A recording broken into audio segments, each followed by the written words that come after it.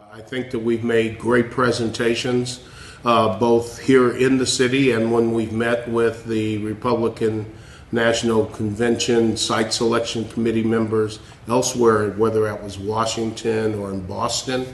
I think that we have shown them the beauty of the city and that we can do anything that needs to be done in order to host this convention. So I'm very hopeful that they have recognized that and see that and will value that and bring the convention here in 2016.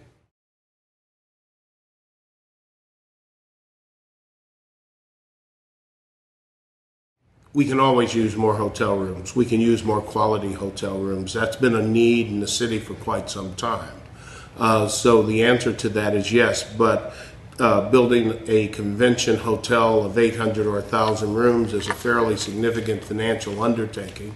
And coming out of the recession that we were in, that was probably not going to happen during that time span because of the cost of money and the deals that would have to be struck, etc.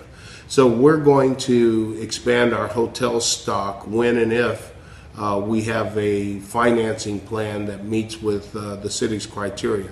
We don't want to go into extraordinary debt on this. We don't want to be guaranteeing other people's debt necessarily. And we want to be able to do this with as little impact on our treasury as possible.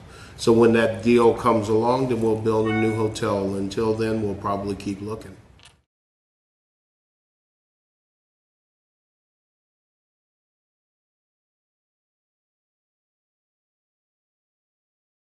I think transit systems are becoming increasingly important in every urban area, which is exactly why we are pushing so hard for not just the downtown starter line streetcar, but the extensions.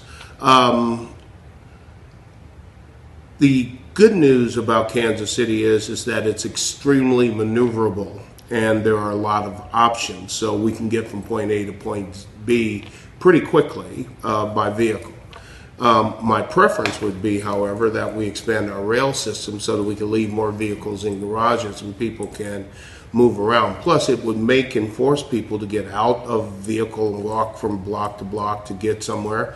And that's what increases commerce and people buying things. Oh, I saw that in the window. I think I'll get one of those types of things. So I don't think that the lack of transit at this stage is a significant impairment to our ability to attract this convention. I think as time goes on, the lack of transit will be a definite factor in whether or not you can land a convention in this city or others.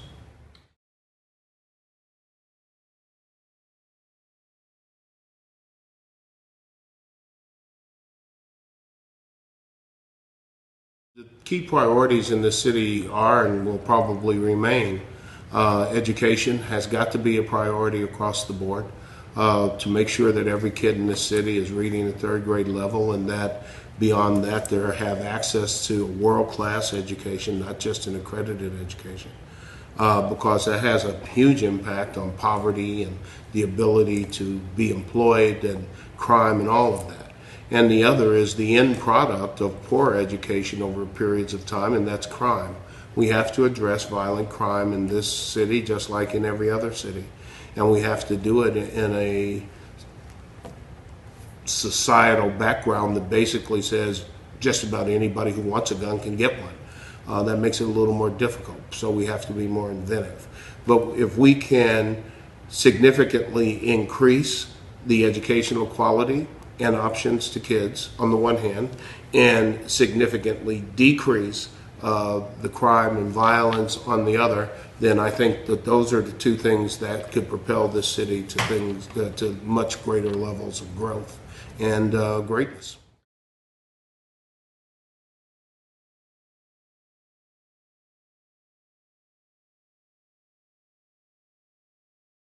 First of all, we have to raise through private sources a significant amount of money. 55 or 60 million dollars is the target, and we're there. I don't think that we're having problems with that. We'll be raising it.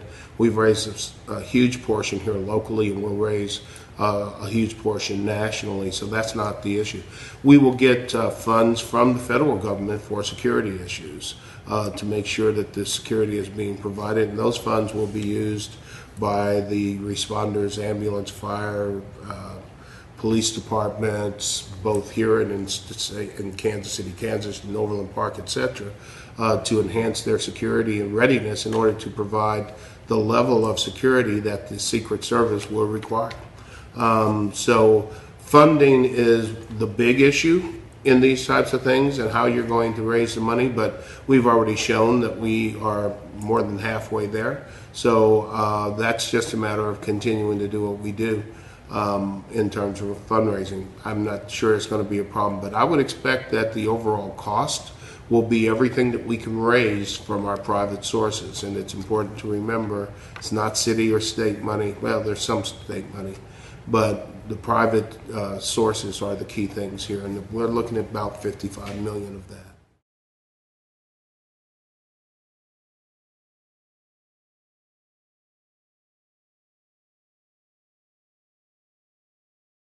What's my message? Yeah. That it is a convention that will put us on a different stage and shine a whole bunch of lights on us. And that's always good, because it's always good to have the entire world looking into your city for 5 days or so and seeing how beautiful this city is, and hearing other people talk about this city and hearing people say over and over again, I'd never been to Kansas City, but I had no idea it was like this. That's what we want to hear. That's the value in doing this. There'll be a monetary value. Hotel rooms will be full. Restaurants will be serving food. People will be driven from place to place. Bars will be serving alcohol. Buildings will be open. Shops will be there to sell. So all of those things will be to the good. But the main good is that it will, A, teach our own citizens that we can do whatever we think we can do, and that nothing is too big for us, and B, to show the world that we can do whatever you want us to do and nothing is too big for us, and please come back and do it again. That's the message.